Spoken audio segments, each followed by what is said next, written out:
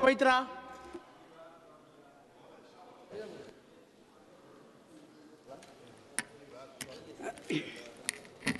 Thank you, Honorable Chairperson, sir. Why have we all gathered here today? It is because the government of the day wishes to have a discussion on our national song, Vande Mataram, in the 150th year of its birth. हम ध्यान से आपकी बात सुने, राजनाथ जी और PM साहब दोनों। बहुत खूबसूरत है हर बात, लेकिन अगर दिल भी होता तो क्या बात होती?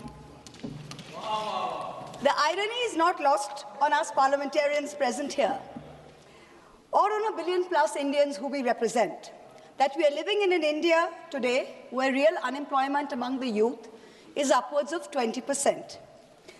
That we are choking in a national capital where AQI routine levels are over 800, when the centre is purposefully starving non-BJP states of their Manrega, their housing, and their water dues, where millions of people are being subjected to a hurried, arbitrary process of mass disenfranchisement, when in session after session, we in the opposition are bullied, browbeaten, and prevented from raising pressing issues of national importance, suddenly the government finds it so important, so necessary, so urgent to discuss the historical complexities of a song.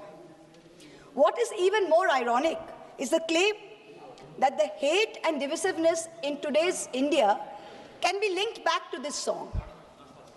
And by the way, just 2 weeks ago, on November 24, 2025, the Rajya Sabha Parliamentary Bulletin published a section on parliamentary customs and conventions, where it explicitly informed all members that the decorum and the seriousness of the proceedings of the House requires that there should be no Jai Hind, Vande Mataram, or any other slogans raised in the House. So Vande Mataram, in your view, as of last week, placed on record in a parliamentary bulletin as a slogan that was both indecorous and non-serious. And yet, you suddenly want to discuss it for 10 hours in this House. Why? I tell you why. Because, no doubt, some half-wit BJP IT cell minion has probably advised you that the Vande Mataram card, if played right, will give you an advantage to the BJP in the 2026 Bengal elections. There is no other reason behind the timing of this discussion. None at all. Take it from me. But we are delighted. We are delighted not only to be able to get this fabulous opportunity to give you a lesson in history, but also to demonstrate to you that how delving into Vande Mataram will only prove how removed you are from the soul of Bengal, from the psyche of Bengal, and how our Ma will never be hostage to your narrow electoral goals. Yes. Let the history lesson begin. What do you say? Let it begin. Bankim Chandra Chattopadhyay's two-stanza hymn, Vande Mataram, was first published in the literary journal Bongo Darshan on November 7, 1875. At that time, there were no patriotic societies or nationalistic organizations to speak of in India, except for the Indian League in Calcutta, which was founded by some patriotic Bengalis, Shishir Ghosh, Ananda Mohan Bose, Surendranath Banerjee, to rally public support against British colonial rule. The RSS and the BJP were nowhere in sight. The RSS was formed 50 years later, in 1925, and the BJP was formed 105 years later, in 1980. And incidentally, the ruling party, the Sangh Parivar, do not sing Vande Mataram. I remember this hilarious episode in 2017, I think it was, on TV, where there was a BJP spokesperson called Naveen Kumar Singh, and he was asked to sing Vande Mataram. He was looking at his mobile phone, and even then he couldn't sing it. Also, in August 2017, I remember a cabinet minister in the UP government, Baldev Singh Aulak, I think his name was, he was unable to correctly sing this song on a TV news show. In January 2019, before the last Lok Sabha election, BJP leaders held a protest where they were going to make Muslims sing the song. They themselves could not sing the song correctly, so the meeting descended into chaos, and the BJP leaders and their followers chanted slogans like, "Is desh mein agar rehna hoga, to Vande Mataram kehna hoga." So frankly, the BJP's commitment to this song is a badly scripted comedy. The British ban the use of the slogan Vande Mataram under the sedition laws and banned its singing in any public place. When India's youngest freedom fighter, Bengal's brave son, Khudiram Bose, was led to the gallows in 1908, he had Vande Mataram on his lips. When in 1927, Ram Prasad Bismil walked to the gallows in Gorakhpur jail, when Ashfaqullah Khan walked to the gallows in Faizabad jail, they all had Vande Mataram on their lips. But this is the same slogan that the Rajya Sabha bulletin finds non-decorous and non-serious in the Rajya Sabha.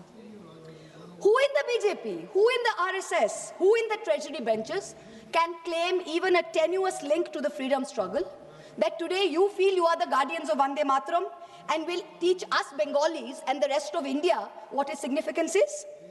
Out of 585 total prisoners in Andaman Cellular Jail, Kalapani, between 1909 and 1938, 68%, 398 were Bengali. The second largest contingent was from the Punjab, 95 revolutionaries. Why did you not rename the cellular jail after Barin Ghosh, after Ullashkar Dotto, after Indu Bhushan Roy? What homage have you paid Bengal? What homage have you played the land of Vande Mataram? Today you're having a discussion on this. The hymn Vande Mataram did not gain much popularity till it was included in Bankim Chandra Chattopadhyay's novel Anandamot in 1882 when it was published.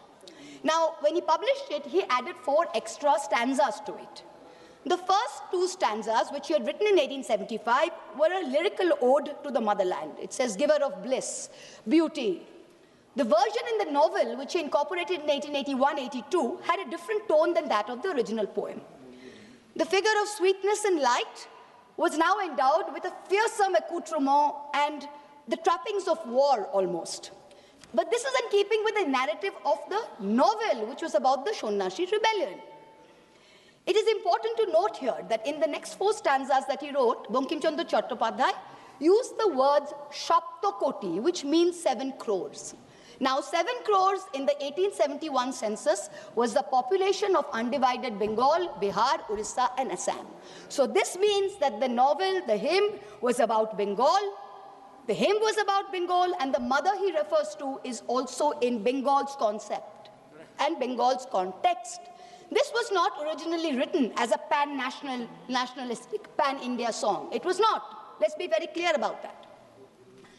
So how did it become this nationalistic song? How does A.R. Rahman sing it in 1997? How?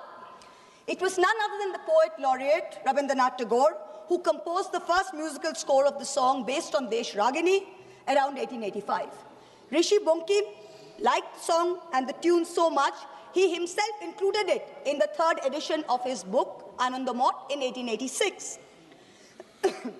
Tagore, in 1937, writes to Nehru, and he writes to Nehru that the privilege of originally setting its first stanza to the tune was mine. When the author was still alive, Bankim died in 1894. He says, I set it to tune while Bankim was still alive. And I was the first person to sing it. So Tagore was the first person to sing it publicly before a public gathering of the Calcutta Congress in 1896. So Tagore sets the tune and he sings it publicly in the presence of Rahmatullah Saini, Dadabhai Nairoji, Surendranath Banerjee. The song gained mass popularity when? Only after 1905, when the Swadeshi movement as a reaction to Lord Curzon's partition of Bengal took place. Itinerant singers sung it in Prabhat Feris every morning to raise national consciousness. Rabindranath Tagore himself, on Raksha Bandhan Day, October 16th, 1905, led the famous anti-partition protest where Hindus and Muslims tied Rakhis on each other and said, Vande Mataram. Today, this BJP government, who claims to promote Vande Mataram, has ensured that even the moon, that moon of Raksha Purnima, that moon of Eid, has been partitioned. Hindu women can break their Karwa Chauth fast on their roof with the sighting of the moon, but a Muslim in a BJP-ruled state is forbidden from offering Eid ka namaz on his roof to the same moon. And you are blaming a song for India's divisiveness. The song was sung again during the Congress session in Benares in 1905 by Tagore's niece, Sharla Devi Chaudhurani, who replaced the Shaptokoti, the 7 crores, with Trikshakoti, which means 30 crores, which is the population of India in the last census of 1901. So this is the first time that the song is gathering a pan-national appeal. Gandhiji, in the Indian Opinion paper, he writes in December 1905 that this song is so popular. Just as we worship our mother, so is this song a passionate prayer to India. Tagore continued to use the refrain Vande Mataram almost as a slogan in some of his own songs. He says it in many of his own songs. Many of his own songs use the term Vande Mataram. The Swadeshi agitation of 1905 and 1908 saw Vande Mataram as a clarion call. The great Tamil poet Subramanya Bharati, he translated it in Tamil in 1905. It began to be sung in meetings and processions all over India, from coastal Andhra Pradesh, from Vijayawada and the Krishna, to after Jallianwala Bagh in the canals and cantonments of Punjab, where they didn't think of it as a Bengali Sanskrit hymn. They saw it as a shared call of resistance. You, this government today, claim to be the guardians, the true upholders of the spirit of Vande Mataram. We've listened to the Prime Minister for an hour. We've listened to the Honorable Defence Minister for an hour tell us about how they are the true upholders of Vande Mataram. So let me, as a true Bengali, as a proud Bengali, speak for 10 koti Bengalis today, who you call Bangladeshis, who you call Rohingyas. You harass us on the streets, in colonies. You throw us out when we are pregnant across the border. I'm going to dissect the song stanza by stanza and demonstrate how you are butchering both the spirit and the soul of Vande Mataram far more than any 1937 resolution ever did. Shujalang, Shufalang, Balayaja, Shitalang, Shushamalang, Mataram. What do we have here? What have you done on your watch? Shujalang, beautiful abundant water. Over 70% of India's surface water is undrinkable today. India ranks 120 out of 122 countries in the Water Quality Index. 21 major cities, including Delhi and Bangalore, are expected to deplete their groundwater reserves by 2030. And yet, in the face of this data, the government is cutting the Jal Jeevan Mission money to all the states. Bengal itself is owed 3,000 crores in Jal Jeevan Mission money. This is what you're doing for Shujalang. Malayaja Shitalang, the cool, fresh air. This is a joke. The AQI in the national capital today is between 800 and 1,000 routinely. Our children are choking. The elderly are dying. You know what the centre's done? The centre has exempted 78% of thermal power plants from installing key anti-polluting systems. The Environment Ministry has spent less than 1% of its 858 crore pollution fund in 24-25. Fossil fuel-driven pollution claims 1.72 million lives in India, and premature mortality due to outdoor air pollution costs India $339 billion US. That's 9.5% of our GDP. That's what we are doing for Malayaja Shitalam. Shoshro Shamalam, the blessed fertility of the soil. What's the government done? The Ministry of Agriculture and Farmers Welfare saw a reduction in its budget of 2.5% this year. Pradhan Mantri Fasal Bima Yojana, meant for the poorest of farmers, suffered a cut of 3,600 crores. It is estimated that 37% of India's land is affected by degradation. 2/3 of soil samples collected from India are deficient in nitrogen, phosphorus, and potassium, and 85% contain too little carbon for functioning soil systems. Shuhashining, Shumoduro Bhashining, sweet smile, sweet in speech. You, the ruling party, with your hate speech, routinely call for violence against Muslims and minorities. For calls from genocide in Haridwar to open threats in rallies, you use terms like vote bank, infiltrators, ghuspetia, those with more children as dog whistles. You impose Hindi on us. You call Bangla a Bangladeshi language. You have unleashed the worst kind of linguistic terrorism on all of us, where people are scared to speak their mother tongue in the streets of Delhi, in the streets of Gurgaon. There is no Shumodhura Bhashining in today's BJP. Shukhodang, Borodang, Matarang, give us happiness. Today, an arbitrary, hurried exercise of your design is making the Election Commission force such work pressure that BLOs are committing suicide. And what does the Election Commission say to us? They say, oh, it's in the line of duty. They should be happy doing it. India is ranking 118 out of 147 countries in the 2025 World Happiness Report. To be a minority in India today is to be perpetually suspect, perpetually second class, and perpetually subordinate. Far from feeling happy, minorities are fearing the state instead of feeling protected by it. Tumi vidya, tumi dharmo. Sir, I have 22 minutes. Only two speakers, 1 minute. Sir. Time has to extend it. Okay. Already we Tumi reached- vidya, tumi dharmo. Let's Honorable talk members, about wait. vidya first. Honorable members, we reached already 6 o'clock. I want to know the sense of the House. If the House decides, we can go on up to the discussion is over. Time can be extended. Time extended. Now you can speak. Tumi vidya, tumi dharmo. Let's talk about vidya first. Under this government, outlay for education is still at an abysmal 3.8%, far below the 6% envisaged by the NEP and far below other developed nations. Grant in aid for the All India Council of Technical Education has dropped nearly 61% in the last 2 years. The UGC's budget has been slashed by 47%. Let's take one example, Delhi University. The University of Delhi is grappling with a fund gap of 250 crores in this financial year. It needs 544 crores. The UGC has allocated just 313 crores. Tumi Vidya? Doesn't seem so. Now we come to Tumi Dharmo. When Rishi Aurobindo translated the verses of Vande Mataram into English in Karma Yogi in 1909, he translated dharma as conduct, not religion. Here was the root of the difference between a communalistic and a nationalistic interpretation and the political use of Vande Mataram as a song, as a war cry. It's not a communalistic interpretation. It is a nationalistic interpretation, and Rishi Bonkim's hymn Dharma signifies conduct. And for a ruling party, for a prime minister, it should not just be Dharma, it should be Raj Dharma. I cannot help but remind this House of the late Prime Minister Atal Bihari Vajpayee, who in March 2002, when asked what a certain chief minister ought to do, famously said, Raj Dharm ka palan kare. Raj Dharm, Raja ke liye, Shasak ke liye, प्रजा प्रजा में भेद नहीं हो सकता, ना जन्म के आधार पे, ना जाति के आधार पर, ना संप्रदाय के आधार पर. Hand on heart, tell this House, is the government fulfilling its dharma? No. Bahute tumi ma shakti, hriday tumi ma bhakti. Rishi Bonkim said, faith should be in your heart and strength should be in your arms. This government instead has moved faith into its arms. You have made Bahute Bhakti with your brute force, with your majority, and you're bulldozing your way into the national secular fabric. And your heart is weak because our enemies are striking again and again. And yet we are letting a president of a third country proudly proclaim over and over again that he blackmailed India into accepting a ceasefire. Omolang Otulang, without a stain, without compare. Where has the government brought us today? Let me compare across some major global indices since 2014. The UN's report says inequality reduces India's Human Development Index by 31%, one of the highest losses in the region. The World Press Freedom Index, India fell from 140 in 2014 to 141 today.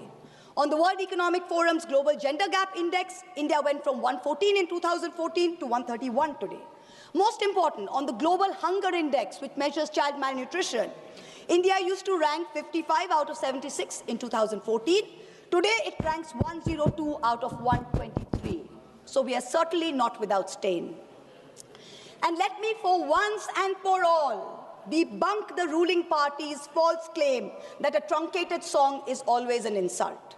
Jana Gana Mana was originally written as a Brahmo hymn in 1911 and consisted of 5 stanzas. It was called Bharato Bhaggo Vidhata. Remember that the Brahmo Samaj was formed by Raja Ram Mohan Roy, and this is the same Raja Ram Mohan Roy that the Madhya Pradesh Higher Education Minister Inder Singh Parmar called a British agent, a dalal, working for religious conversion. If your party's man is calling Raja Ram Mohan Roy a dalal, I wonder what kind of higher education he can be responsible for. Jana Gana Mana is also a truncated song. Of the 5 stanzas, only the first stanza is sung as a national anthem. The second stanza says, Ahoraho tumi aubhana procharito shunito abo udaro bani, Hindu, Bauddha, Sikh, Jaino, Paroshik, Musulmano, Christiani. This means something relatively simple. Tagore addresses Bharat Bhagya Vidhata, the maker of India's destiny. And here is a verse whose restoration would mean a strong symbol, a strong gesture against divisiveness. But you're not bringing a resolution to bring that in. You're talking about what religious context you can view Vande Mataram in. And this is where you've made the biggest mistake, Mr. Prime Minister. You ignited this entire debate as a distraction to take away from your government's failings, which I have demonstrated using the song's lyrics as a key. But you do not stop there. One of the chief spokespersons of the BJP, a fellow MP here, went one step further and said that this truncation was done at Nehru's behest. He said he had learned this by reading a book by the historian Sachiv Bhattacharya. Mr. Chairperson, sir, there is no such book. There is no historian called Sachiv Bhattacharya who has written a book on the history of Vande Mataram. He does not exist. He does not exist except in the fertile manure that constitutes the MP's imagination. There is a historian who has written a book about Vande Mataram, and his name is Shobboshachi Bhattacharya, not Sachiv Bhattacharya. The BJP dare not refer to this book, because if they do, they would have to admit that this very specific book says that the identity of the man who suggested that Vande Mataram be sung in a shortened version so as not to provoke divisive action is not Nehru. It is not Bose, it is Kavi Guru Rabindranath Tagore. So let's set the record straight. Bhattacharya is clear. First Subhash Bose, then the members of the Congress Working Committee, convening for the Calcutta session of the Congress in 1937, wrote to Tagore, asking him his views on the song. To his reply, Tagore wrote, "The core of Vande Mataram is a hymn to goddess Durga. This is plain, so there can be no debate about it. The novel Anandamath is a work of literature, and so the song is appropriate to it. But Parliament is a place of union for all religious groups, and there the song cannot be appropriate." On October 26, 1937, 3 days prior to the session, Gurudev wrote again to Nehru on this issue. And so he, with a special relation to Vande Mataram, suggested that the first two stanzas should be adopted, and his letter profoundly influenced the resolution. Please. Last para, sir. Last para. Please. Rishi Bankim was a highly complex mind, and Anandamath was not his final word on communal history. His last novel, Sitaram, imagines a Hindu realm founded by a heroic and idealistic king who defeats his Muslim adversaries. However, he comes to embody and exceed all the evil attributed to Muslim, and all his Hindu associates abandon him. So if you have the guts to get into the issue, target the man who very wisely edited the song. It was neither Nehru nor Bose, it was Rabindranath Tagore. Come. If you have the courage to withstand truth, come. Fight an election in Bengal in 2026 by saying that Tagore was responsible for dividing India. Let us see where that takes you. Tagore is the one who sang Vande Mataram publicly. He anchored it to our conscience of our nation. It was Bengal's clarion call. It is no jumla that the BJP can expropriate before an election. You try it and you will see what its consequences are. 10 crore Bengalis will rise, 20 crore arms to teach you the real meaning of Vande Mataram. Vande Mataram. Report of the BS. Thank you. Now papers has to be laid. Report of Business Advisory Committee, Sri Gurugav Gogoi. Gaurav Gogoi. I rise to present the 12th report of the Business Advisory Committee. Sri Deependra Gowda.